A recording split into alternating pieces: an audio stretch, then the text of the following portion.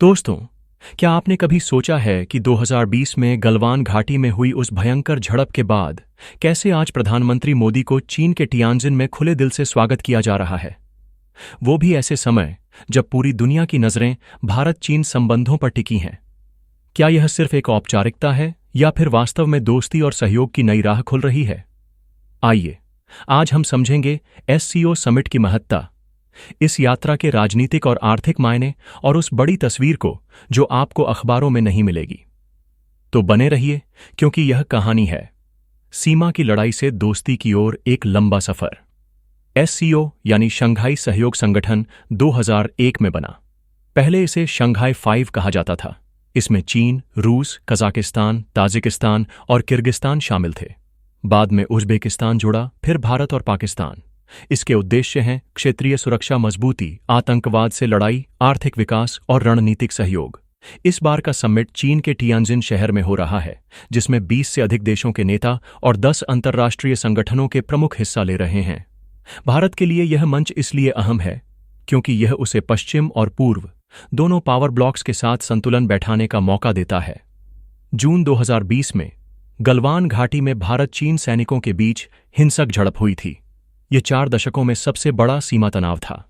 इस घटना के बाद रिश्ते ठंडे पड़ गए, संवाद सीमित हो गया, लेकिन व्यापार जारी रहा और 2021 से 22 में यह $135 बिलियन तक पहुंचा। फरवरी 2024 में रूस में ब्रिक्स समिट के दौरान पीएम मोदी और शी जिनपिंग की बैठक हुई। यह बातचीत फिर शुरू होने का संकेत था।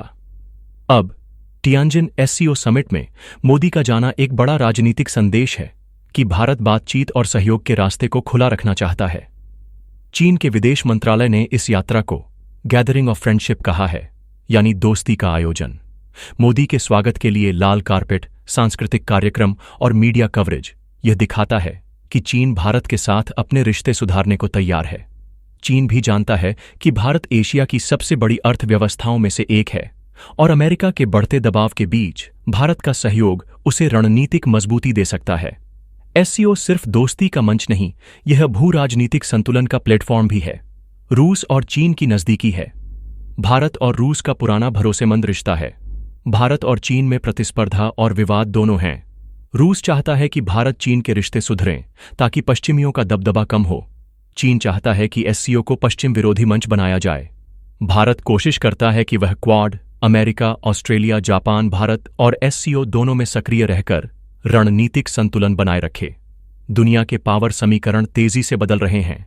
अमेरिका चीन ट्रेड वॉर, रूस यूक्रेन संघर्ष और यूरोप की ऊर्जा समस्या इसकी मिसाल है।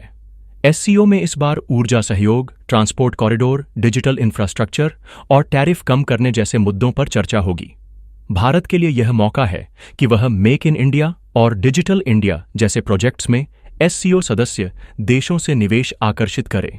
सीमा विवाद का हल कठिन है, लेकिन छोटे छोटे सहयोग भरोसा बनाने में मदद कर सकते हैं। यह सहयोग हो सकता है ग्रीन एनर्जी में पार्टनरशिप, फार्मा और मेडिकल टेक में सहयोग, आतंकवाद और साइबर अपराध के खिलाफ संयुक्त कार्रवाई। एलएसी क्षेत्रों में अब भी तनाव है। चीन चाहता है कि Bharat BRI belt and road initiative में शामिल हो, लेकिन भारत इससे दूर है क्योंकि इसका एक हिस्सा POK पाकिस्तान ऑक्यूपाइड कश्मीर से गुजरता है। 5G, आर्टिफिशियल इंटेलिजेंस और डेटा सिक्योरिटी पर विश्वास की कमी अब भी बाधा है। 2023-24 में दोनों देशों के बीच व्यापार $136.2 बिलियन अमेरिकी डॉलर रहा, जिसमें भारत का घाटा $85 बिलियन रहा। भारत चीन से मुख्यतः इलेक्ट्रॉनिक्स, मशीनरी और केमिकल्स आयात करता है और चीन को आयरन ओर, समुद्री उत्पाद और कुछ फार्मा उत्पाद निर्यात करता है। भारत अब PLI योजना और एंटी डंपिंग शुल्क जैसी नीतियों से घरेलू उत्पादन को बढ़ावा दे रहा है। एससीओ भारत को मध्य एशिया के देशों से जोड़ता है। यह भारत को एक ऐसा मंच देता है जहां वह चीन और पाकिस्तान की उपस्थिति के बावजूद अपनी बात रख सकता है। भारत एससीओ का उपयोग क्षेत्रीय सुरक्षा, आतंकवाद और आर्थिक विकास जैसे मुद्दों पर सहयोग बढ़ाने के लिए करता है। भारत और चीन के संबंध हजारों साल पुराने